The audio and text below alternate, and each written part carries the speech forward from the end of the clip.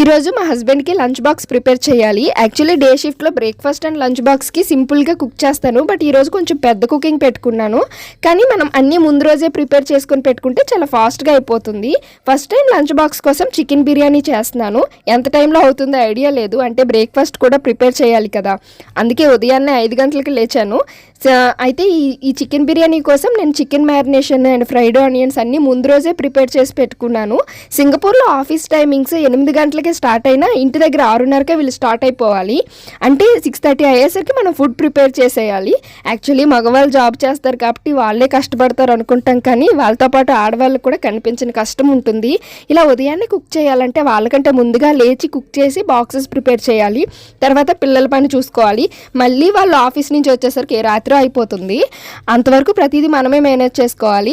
జనరల్గా అయితే ఈవినింగ్ 5 వరకు ఆఫీస్ టైమింగ్స్ ఉంటాయి. సో మ్యాక్సిమం అందరూ 6:30 అయ్యేసరికి ఇంటికి వచ్చేస్తారు. మా హస్బెండ్ది 12 అవర్స్ షిఫ్ట్ అనమాట. సో మళ్ళీ నైట్ 9 to 9:30 మధ్యలో ఇంటికి వస్తారు. చికెన్ బిర్యానీ అయితే చాలా బాగా వచ్చింది.